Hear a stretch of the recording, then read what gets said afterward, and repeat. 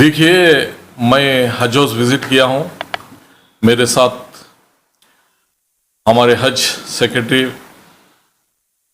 जैन मेरे साथ थे और सीईओ सरफराज भी साथ थे, और इस तरह से चीफ ऑफिसर हमारे हाउसिंग बोर्ड के उन्होंने भी साथ थे और पुलिस डिपार्टमेंट के लोग थे, फिर फायर के भी लोग थे।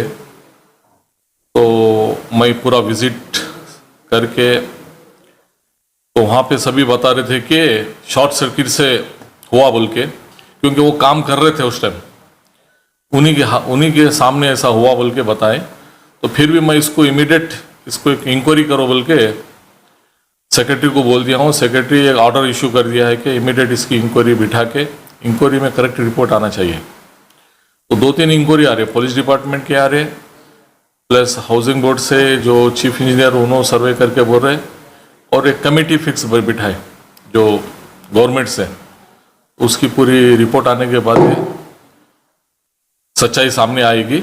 लेकिन कोई ऐसा हादसा नहीं हुआ। वहाँ पे बहुत से बच्चे पढ़ने वाले थे जो KAS IAS की ट्रेनिंग के वास्ते कुछ स्टूडेंट्स वहाँ पे आए थे, और दूसरे वॉलंटियर्स भी थे, मगर किसी के जान को कोई ऐसा इफेक्ट नहीं हुआ है। और बाकी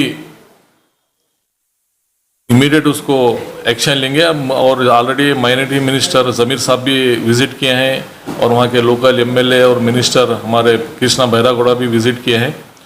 तो एक तो वो वहाँ पे अंदर फंक्शन हॉल में लॉस हुआ है 3.5 करोड़ रुपए का, जो चेयर्स पूरा हॉल पूरा जल गया है। तो उसके लिए, क्योंकि वो लैंड आर्मी वाले बना रहे थे, वो अभी हैंड ओवर नहीं किए, हमारे हज हाउस को गवर्नमेंट को हैंड ओवर नहीं किए थे। तो वो फिर से उन्हीं की जिम्मेदारी बनती है, हमको जो बना हज हाउस को जो देना है ना, क्लियर कट बना के देना उन्होंने।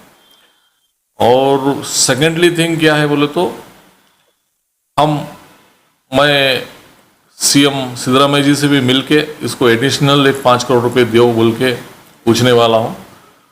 उसको जो भी वहाँ पे दूसरे रिपेयर्स आएंगे तो वो जरूर करेंगे। वो कम से कम 3.5 करोड़ रुपए का डैमेज होके है वहाँ पे, जो पूरे चेयर जल गए हैं, ऊपर का सीलिंग पूरा जो था ना वो पूरा जल गया है। इस तरह से पूरा टोटली वो लॉस हुआ है। तो वो लॉस के लिए हम तो कहना है, फिर हमारे ऑफिसर्स भी पूरे बोल रहे थे कि ये पूरे लैंड आर्मी की जिम्मेदारी है, क्योंकि हमको हैंड ओवर नहीं किए थे, वो अभी बना रहे थे, 90% कंप्लीट हो गया था, उसमें लॉस हुआ है। नहीं, कंटिन्यू उसको नेक्स्ट वीक से करो बोल के बोले हैं, क्योंकि वहाँ पे हज हाउस में 2-3 बिल्डिंग है।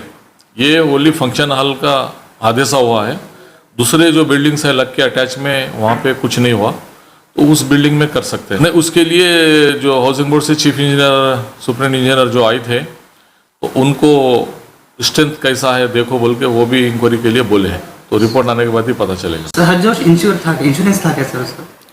नहीं, हज हाउस का भी इंश्योरेंस इसलिए नहीं है कि हज हाउस टोटली हैंड ओवर होके नहीं है।